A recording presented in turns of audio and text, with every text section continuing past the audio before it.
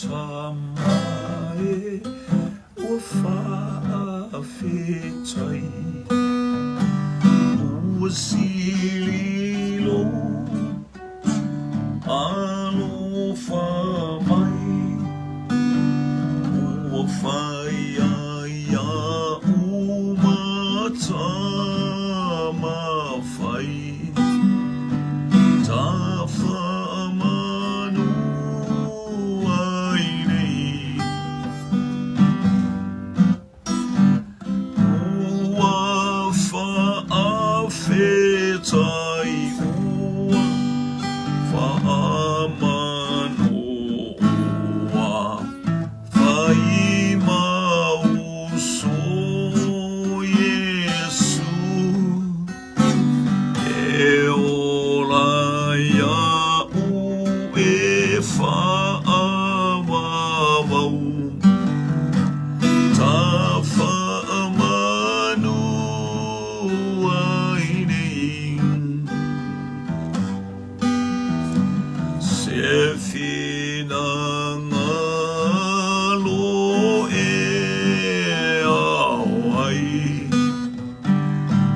ua whai ai au atama whai ele o au uana o oe ta whamanu ai nei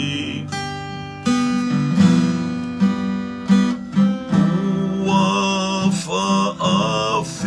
whaawhetai ua whaamanu ua pai mauso Yesu e ola ia u e whaamawau ta whaamanu ai nei le nei tali to e whewhe ai aina ualo whai a te oe amala au e lo utamae ta whaamanu ai nei ua whaawhetai ua whaamanu ua whai mauso Yesu e ola ia u e whaamawau ta whaamanu ai nei ua whaawhetai ua whaamanu ua whai mauso Yesu e ola ia u e whaamawau ta whaamanu ai nei la e ilawa oile vi inga ma pale oile vi inga tuma watu ya te oile vi inga le whaamanu ma le whaanetanga i o wae pa ia lo suafa i o mai lo malo whai a pēl me te whina ngā loa i le lalolang nei e pei ona whai e le langi ala le taita i ngā lea nganga pa ia mātou whaaftaili nei aso atoa mātou maumali nei a fiafi whaaftua fōi mol pō kalame alau whanau tau langa a fiafi mātou pepese whaamanua mātou loto mātou whanongolongo i la ua fiongo pa ia whaamalosia i pēa i mātou a aima whinu i le a reto ma le huina Mātou talo whaafitai sa e taua aolo mātou wola I lunga o ala whita sa sau mo le man le toto le tamai mā moe o Iesu Keriso. Malutia I mātou le manu malo lau a whiu e manu malo I pia lau whanau e le au noa. Mātou wala au whamuni atu penga ta whailangi nei o mātou ainga nei tina ta mā uso matua whaafine au auna lau whiu le li whamanuia lo lātou mafuta mai mo mātou whasoa whatasi. Ina ia le li mea ai le fale ile lau ai ma le falawa o lau fiu mātou te whaasoa soa ai fale anga. Fo le inga ia te o le whatawa a ia te I mātou wana o Iesu. Amene ma amene. Ia le nganga le whaftai loto whaamanu ia fo ile vi inga ile atua malosi ma le atua silsil ese. Fatalo fatu iso stafa o le kelope o mawhai ona e. Mafuta o mai mo tātou aleanga I fua mangalo I le anga le lei o le atua. Whaftai fo I le atua. Haleluia ila na pule whaso soa malana wha marolonga I lunga o si o tātou watunou. E pe ona e wha mai ese tātou te whaftai a wha mai ese wo o mai. Ai sea o ia lawana ia fola e o mai ia wha mai. O ia fo I tātou te toe wala au iai. Ave ese atu wha mai mai tātou. Tātou te wha pe atu la bea I mai ia te I tātou. Haleluia. I mai wha mai ma. So wa o le tau. Ia ai malo whaita talo, malo whaita alo sanga. Ia malo fo I te talo le tasi mo le tasi si tia I le wingo le mawhtanga le whanau a le atua. Ia fiafi tātou. Ia I fo I tātou. Whasoa ia ole. Tātou polkalame ole. Taulanga fiafi. Ia lewa umatuna u whaasoa atu I le tala ia. I le vaenga lona lua o le tala ia. Ia Iosua ma le nu o Israel. Mo umana whai atu le atua. Savali aua e te whetepe te pā. Ta pena Iosua ma le au malanga sa aunino no to waso. Ia lewa o mai Iosua mai. Mai o e sa auni o e asi le nu. Mana ia o le taita inga le nganga pa ia. Mana ia o le taita ia le nganga pa ia o mea umata le noa ia Iosua ma le tupulanga na amai e Iosua. Ia Joshua's in a new generation. Or Joshua's generation. O le ata o Iesu Keriso I lona au mai o I tātou ma whaataunu I tātou. Hallelujah I le a ai e tafe ai le sua susu ma le meli. Ni ia le li o le vainga le whaaletino na taunu I Israel. Ia o se vainga nei whaale nganga o loo. Ia I pia whaamanu yanga le atua ia te I tātou tilo mo tātou wabai. Sila maturi matai la tātou fōlauma. Ina I o tātou ilo atu manuia o le atua ma le lei o le atua. O lo whaasanga mai ia te I tātou. Ia le ua sende Iosua le tātou polkalame le sa ia I le aso ngafua. Ona nafi sa le tātou polkalame ona sa whaif mātou whonotanga le teimi nei. Ia, ni ia le ali. E ua send up. Ia au wa maua ele. E selmana ia le wa vele watu ia ua whaai loa mai e fōi lea fōi. Ia fōi tangata whaolaina wa au mai tono lu e una whasioti o le taua whaale nganga o le ka lepe inga I lalo I tātou ua nganga le anga. Ia na whai I Eriko mua nganga le anga. O le atana o le taua le tātou te tauai. Tātou te solia I o tātou vai nganga whaasalave. Ala e ola mai il tangata. O le tangata matau I le atua. Tangata ana I le atua. O le tangata whaamalosi I le atua. Tangata matau I le atua. Mi ngao maava I le atua. Tele mea tātou te tauai. Ia o e tau taua. Ia o ngā fo il tusi le te mata I taua le na tau a. E o oli fa fine o no ese e o oli fa fine o ra ava. E o oli fa fine o ra ava na matua shak la wa fa fine. Na ona tala na faipe ya wa feoti a tole no.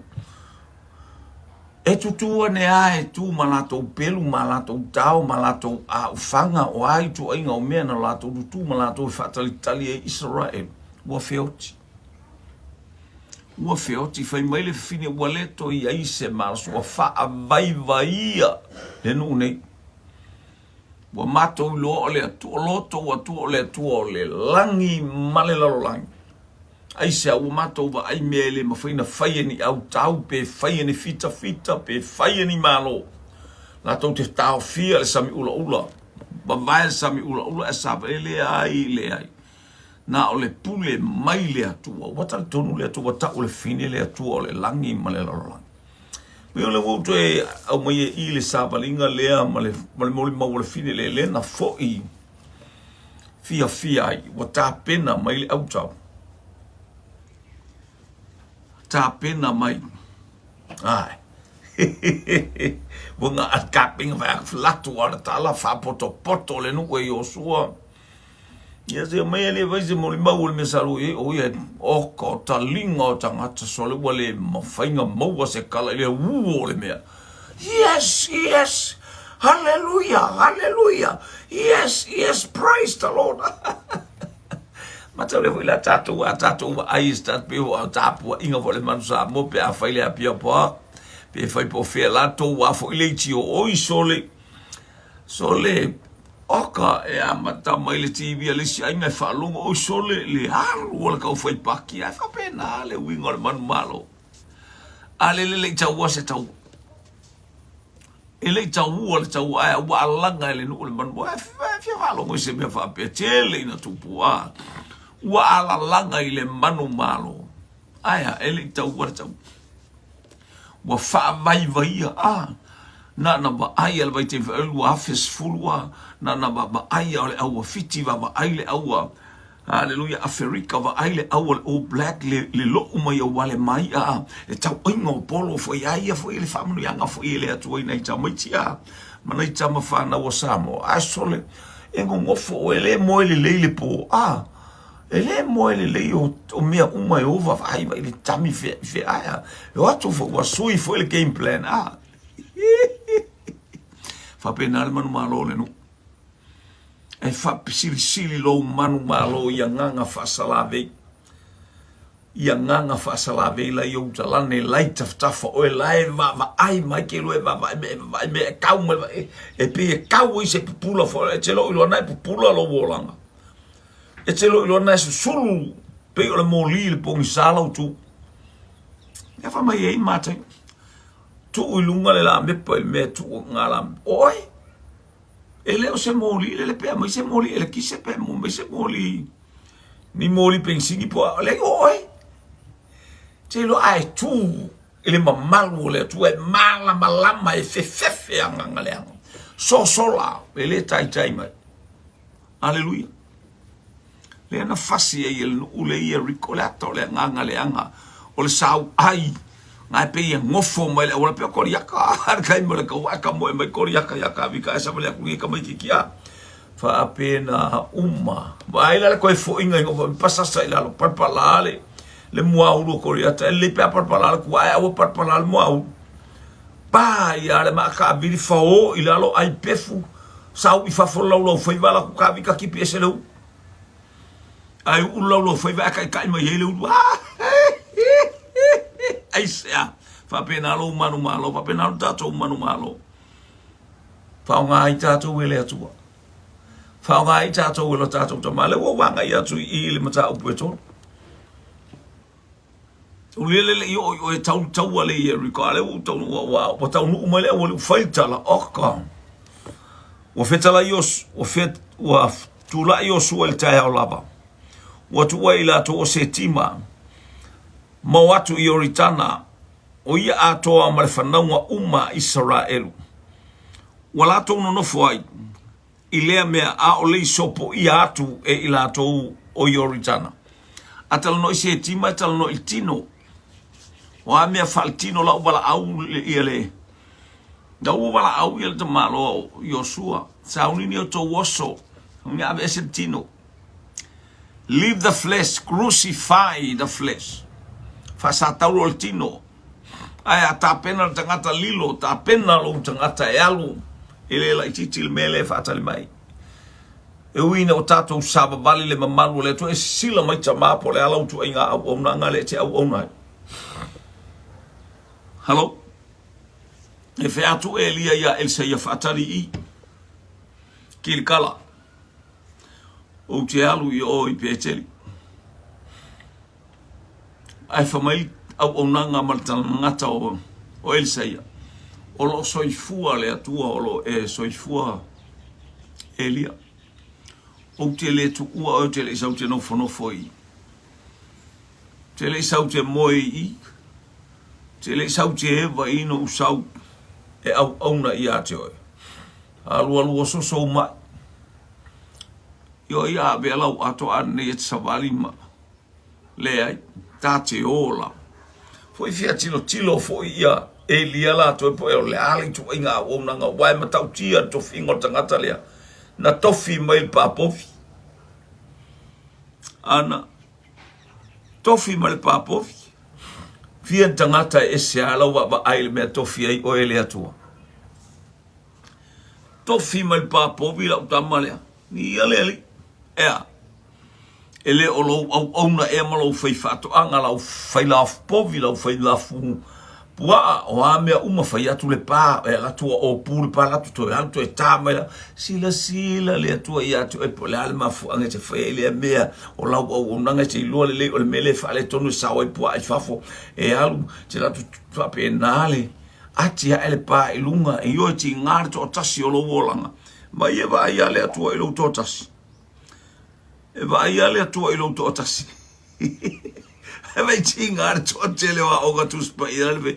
Ele ialwa I Elisaia fa I. Mai le atua o eta ele fa mai ale atua vai le oga tuspa I Rico tele. Le oga tuspa I lai pete le ai masis. Hallelujah. Le o mai o ele atua o mai ta o nei o ta marolosi I le afionga pa I ale atua. Pe va le se malanga. Ele hallelujah ele se lumo le pe a omo le upo le to pe a falongo ile ngang pa you never fail, you never go astray. Ete alusa oa tinga po le a me fai mai tangata ai ti sa o ke sa o ngoa oe te le falongo no tangata peti falong lungu ina e tau fato tonu foi tama onga mai ste fa pena ele fa pe fato a tau fato a ole mena tu ele atu ia to e fai foi ma fa mo yanga ile stanga talana te tuli mata ia oe lea o suyo solta ao wala to tu ua se ti mortino mle mo me ka ku ke kausi kingo mo me lela sta o yoritana is symbolic of Holy Spirit.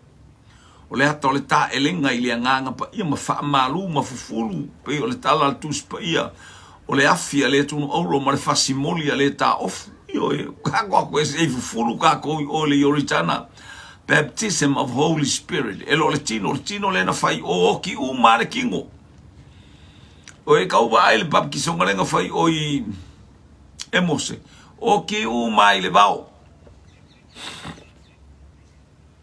o ki umal toafa papa kiso already baptized with water lenga papa kiso la femel tusia mo kon lito mta opes full warona fai upuna e sawa e tau sulta sila eta mo sa tau sulta po sulu te fai tau ia nga ile ato le au mainga ele atu o le papa tisonga le mele na o mai ia mo se lo nge papa tiso tato aya te le sao ile langi la papa tisonga na.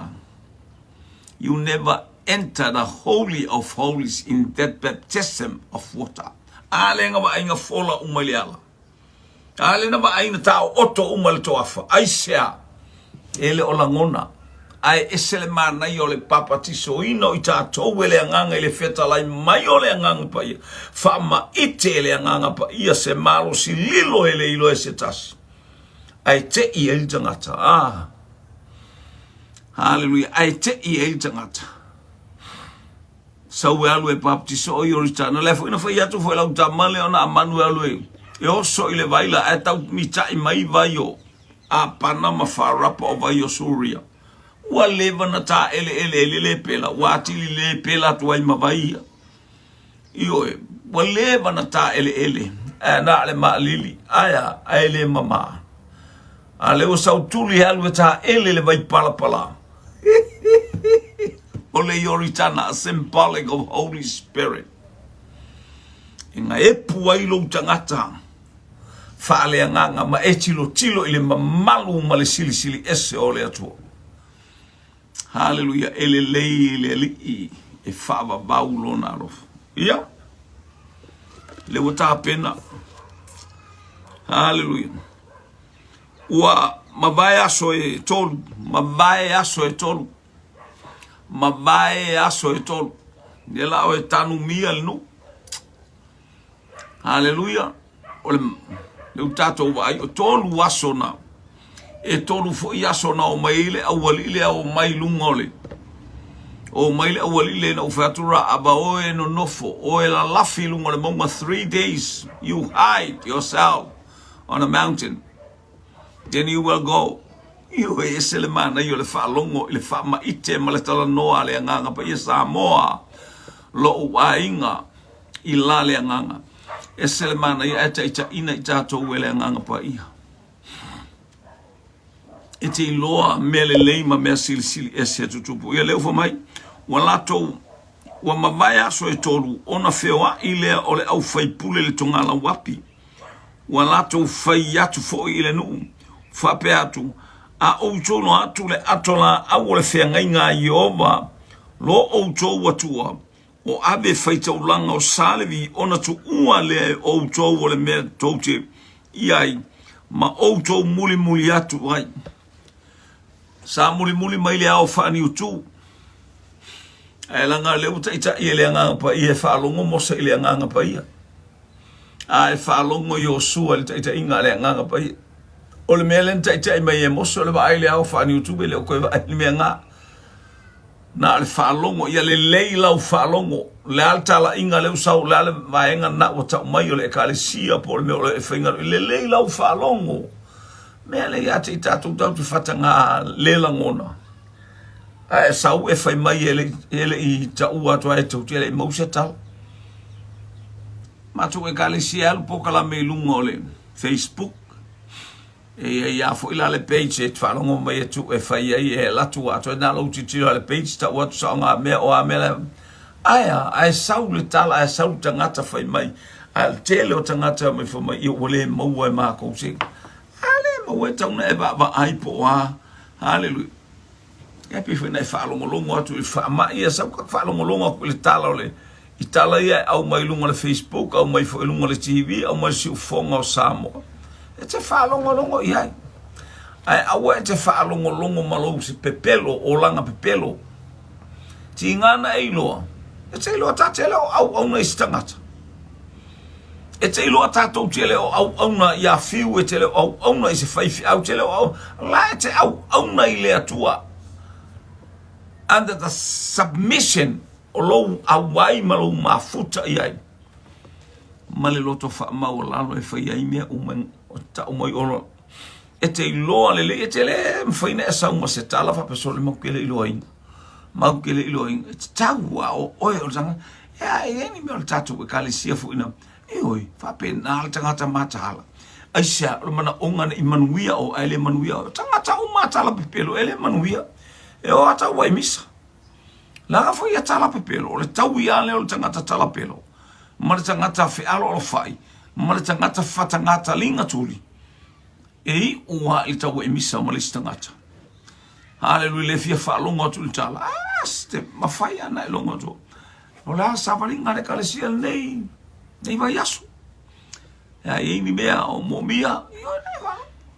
Nei vai te tāpena pena. E leo lo wiloa alawa e sawa ma soli. Mele angala ka kele fongi soli.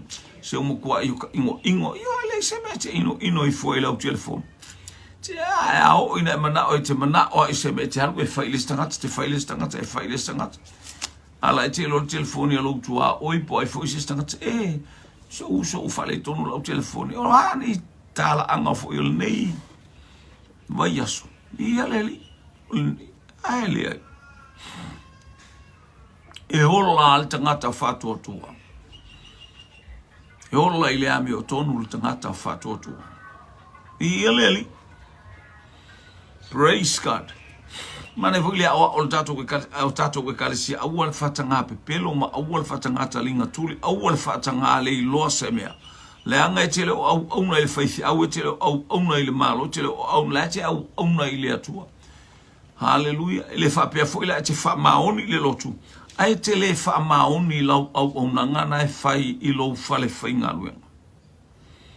Ti sila fia a me uma. E tele fa maoni ile fale fai ngalu. E te fa maoni me te sau fai lo fa maoni. Ele mo mi ele atua lo sau me mau tau sa ili le atua e te fa maoni ai. Ai te fai na elo ile mele te iai. Leo ele fa petelo e tau ile atua lo fa maoni sila fia ele atua. Aya e mo mia ia ba aile si tangata ma ia fa manuia ilo na loto ia si paka. Le tangata na ile ba ai fa manuia ngana ia te oi. Praise God. So for that for chon wala to fa ya to fo ile no o fa pe atu a o to ilo atu le atu la au ia ba ile atu la au. O le atu la au le la savali le atu la au. Nga yo ilo le atu la au sale vi nga yo fo matangata. Ele fa tali fa pe fa kali ma ya se i ka si ya kule ma ile no. Nga yo ilo le atu la au nga yo fo matangata. A ia fa se mai va ai o to mo le atu la au. Pe a lua ni afe ko pita, lua afe ko pita. Hello? Lua afe ko pita ia. Pe a fuatia, le vala o tangata ia ma. Le vala o tangata ia ma le atola awale ato. Awar so o, awar so o, fala ve lave ai faita ulang.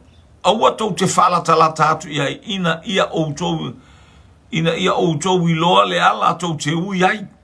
Awai le iuia e outou le ne yala mua le mana onga ia eva ai i va venga o le atua ia e loa le ala. Lau wa ai le tuo vai o faita ulanga me vai atu le ma.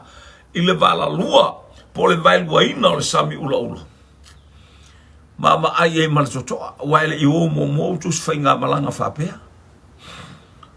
Tau tele i o mai fo i tutono le sami ula ula. Dia ia mas tangata sautono sami ula ola se ivanga na ka le poma Yosua. E tamu fai e wha o tō ma ia tō tuli mata i wa venga o le ato ia tilo le mata utia ma teu fatu le loto. E le na o tato wa i mea tu tupu le karesia ma wa venga ai le teu wa ilo loto. A o ai na e solo mule fai le ama a. I ia le ato. Ona fai atu leo Yosua i fai taulanga. Wa fape atu ia outou si ile atu la au le whianga inga. Masopo ia atu i luma. Masopo ia atu i luma o le nu. Ona lato si tia i lea o le atu la au le whianga inga. Ma lato watu i luma o le nu. Ngā lue ngā ia le au whaiz al salevi. Ia ona taimi ngā lue ngā al salevi o le whatolu toluina o le. Male a moina le atola au a. Ale wole toia moen salvi a. Ale wole toia moen le atola au wole atua a. E bue fitu. Wa fetalai me fo iova ya Yosua o le aso nei o te amatai o na fatu puina lo mamalu i luma o Israel uma. Ina ia lato ulo e pei ona o ya mo se fa pe foi ona o ya te oi. Mana ia. Leo tau atu a Yosua, tau ia Mose. Na eba ai mea umana o whaia e ala le taita i ngā Mose. Whape nā fo ina e lo te whaia i ate oi. Tangata ua, whaamanuia i ele atua. Pamena tātou. Eba en manuia o lista ngata tau mwhaifoi o ele te le whapela te alu kopi mai fualo na manu. Ai tau mwhaifoi e whaini mea ia whaamanuia mai ele atua. Ia tawhi atu lea whaamanuianga i tupulanga o le ekalesia mwhanau o le ekalesia misi alau whanau.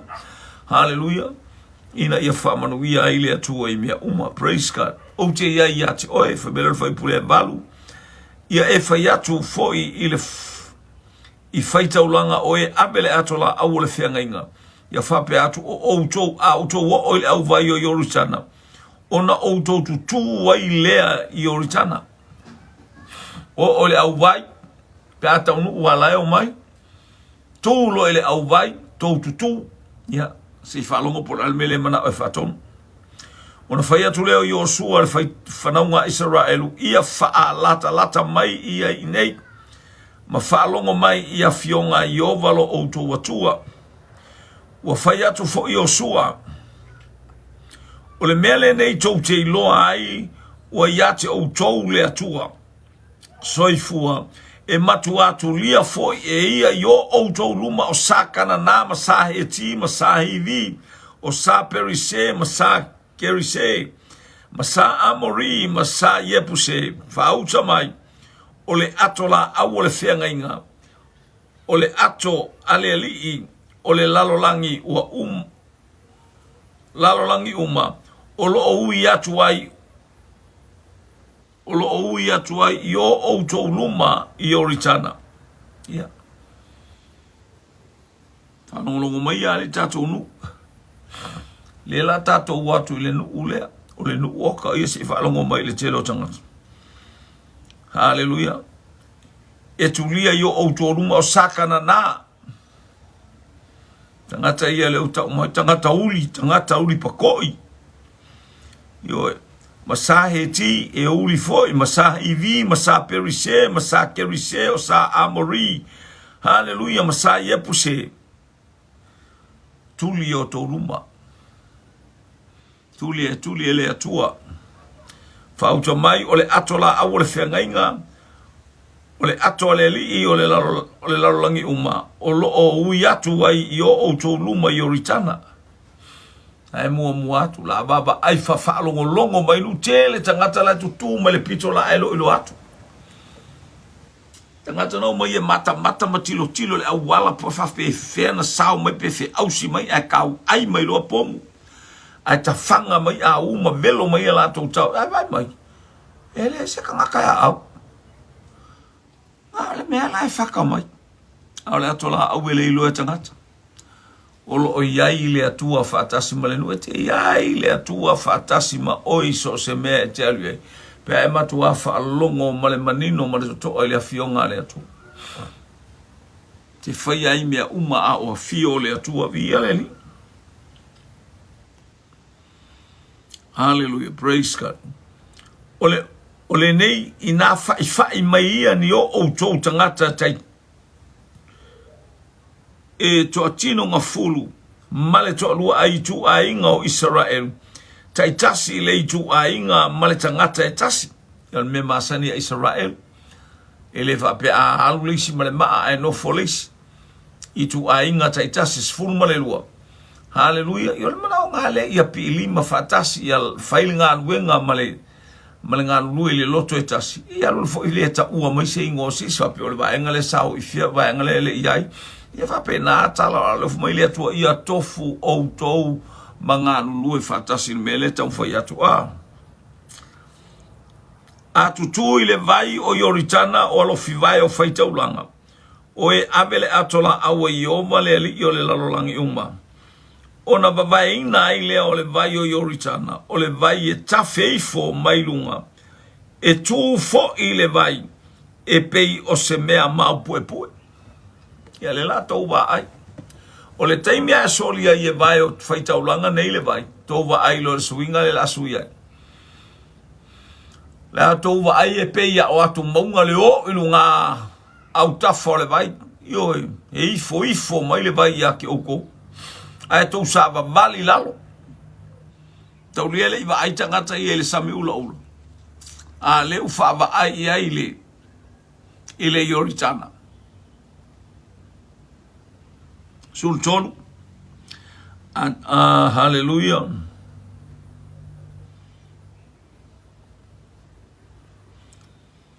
Ia sulfa ona watu leo le nuu. Ayola tau fale i o lato fale ia sopo i atu Ioritana ua ame foi e whaita ulanga le atola au le whianga inga i lungo le nu. Ua o atu Ioritana o e na ame le atola au ma ua fufui i le au vai o vai whaita ulanga. E na ame le atola au wa e lo fia au vai uma o Ioritana i le aso uma o le sele ngā saito. I o le aso le sele ngā saito o le kolose i le Ioritana. O le taimi tonu le vai lea. O le taimi o le munga la o le makua kaimi o ka whenga ngai kukungu. E whalongo o le taimi o I polo kalame le atua. O le taimi o le sele ngā saito o le kolose I le nuu le I oritana. Atala noa lo I sele ngā saito. E osa e o I au vai o le. E tawhea le vai. E ofo, e maofa. Pe al mali o lio. Te ia ua pasai mai le mali o lio ala e. Io e tele I nā whaina I tangata. Ai le ini ti munga, la ti mua tu maunga. Ai au taile ai le la in e la mamata ngofi. Ai te fa pena te le o vai e fa pena. E fa pena le mele o tupu ile no umala la to va vai atu. E osa le vai alu I tu ai overflow le vai le no. Ai na fufu ia o vai o si taulanga. Tu lo le vai. Hallelujah. Wa atu I oritana o e na abele atola au. Ma ua fufui le au vai o whaitaulanga. E na abele atola au. Au vai lo fia au vai uma o oritana I le aso uma o le sele ngā saito. Ia le ole ale ume o le taimi e sele il saito. I o le taimi ale awa. Whapena ale winga o le vai le nule. Ia il ta ua whalenga. Whapena. Hallelujah. Praise God. Taimi o le seleselenga e osa e tauna tomu I tātou tau te tomu I le anganga pa ia ina ua ia I taimi o le seleselenga o seleselenga a kalo po seleselenga a ka mupo ngiufi no seleselenga o le loto ha wha maulalo ma le wha manui le atua hallelujah iai wha manu yanga le atua I loto ia ova I kua overflow le teling tautala I tangata inga ngana ese tautala I tangata inga ngana ai whaalinga o ame mua overflow lowo langa whalenga whapena umata aya le savali elinu ona tu ai lea o le vai ona tu ai lea o le vai e tafe I fo mai lunga rono winga o le sava vai pe foringa mai se afu Meo se afu le sau I lunga le vai palasi mai au I leu whaatonu e sava vale ele nu. Na matua tu wale vai. Au atou te lea. Ona tu ai lea o le vai e tafe I fo mai lunga. Ua tupua e peis se mea mau puepue. Ua matua mau lava e o ile ayo atama e lata ane I saretana o le vai na tafeifo ile sami ile ele la umatasi o le sami o onalea ua mate ma ua vaina ona sopo ia atu wa ilea hallelujah o le nuu ile mea e fia ngai mai Yeriko relate te itangata e baba ia Yeriko le vai wale se vai poka ule wa ku le vai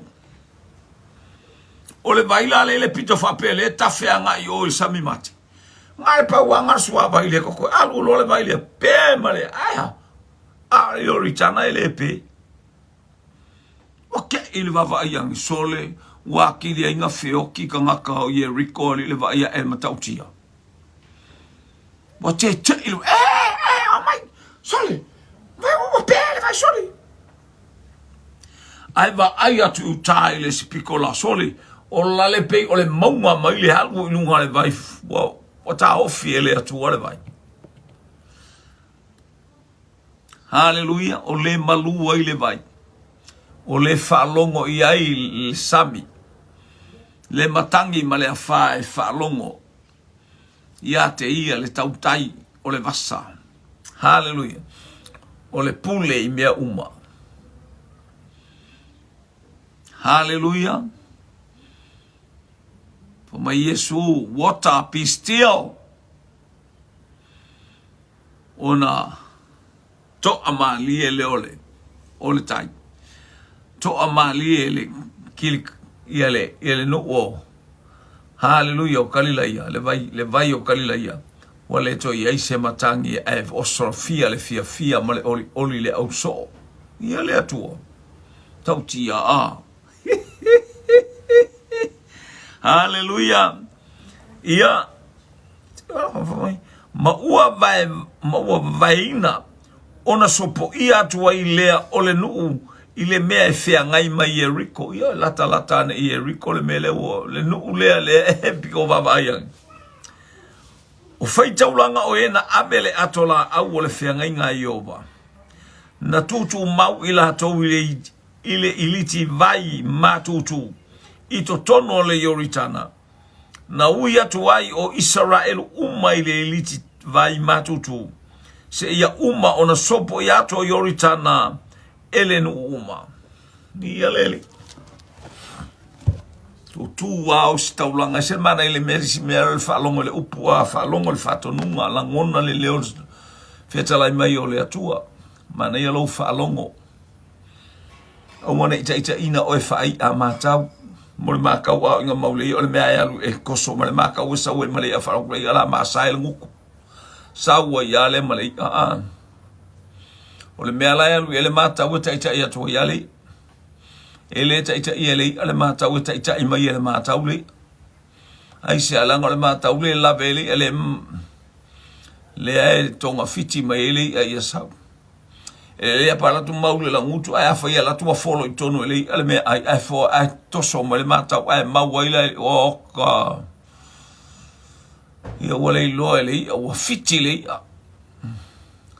le ma lo siole lei ai lona malo se tau sola ai le o mawole mata wi ia lele tai o wona ita ia o fai a mata ai ia tai lau fa longo i si o fonga o le atua malana upu e ola i lo nganga tatou te mano losi ai o tatou tino tatou te baba ai atua i lele malona feta lai mai ia te tatou o Yesu ke risolo tatou wala i malo so se teimi tatou te talia Yesu so stemi tatou te whanau ma le loto whamaulalo ava mami ngao ma matau i leli. Hallelujah, ita ina i tatou e leli i mea uma e lona nganga pai. O le ale whaingata e te fia lava oe. Te ata i le matangi a o ewa atu o angi mai. Aisia, leanga o le ata nao whawhita auli ma whalawe ma. Le ano noa i o whita. A o la Yesu, a lo ia Yesu i lova. Leu tau nu, a la e tutu o si tau langa whaalongo i le upua le atua. Te longa e tau nu umale nu ufato ato sabali. Ia sabali a ela ufa sosolo ele vai e tafi. Na wamata fo ina mingo ala o sabali e sa alasi. Na o i le si tu uato e a nga i atu le vai e tafi a nga il sami ula ula. Ia le li aya oka le matautia a o le tauina le taua le na o ile awali i e asi le nu. Ua matua wha le tonu wa o langa le nu o Jericho. Whapena le nganga le anga whasalave i le fau mai ati oe le lama mai oe. Once eva ai ati oe apupula le malama o le atu o le sulu o le malama. Tula ia i nā malama. Whamnuia le atua i ati oe o ke riso i e sulu o tato wali i malo tato whaol. O ia lava o le malama, o ia fua ina mai ate i tatou, saile amatanga le upu, saile atua le upu, o le atua fo i o le upu. O lona malama lama, ua sulungi ai i tatou, whaaftaita mai lau upu. Yesu ke risolo o mātou li, o ia o le ala o mea uma. Ui ai le ia le mātou, tala noa ma le mātou no, ina i whalau te le ina i au tangata. Ina ia awane i o mātou pongisa, fo e vi inga i ate o e ala. Fatau wa ai o mātou tangata. Ona o Yesu. Amene, amene, ma amene. Ia vi ia le li whamunu le atua i whainga maralonga le nei a fiafi. Ia uli masao le whai unga le nei aso no Yesu. Amene, ma amene.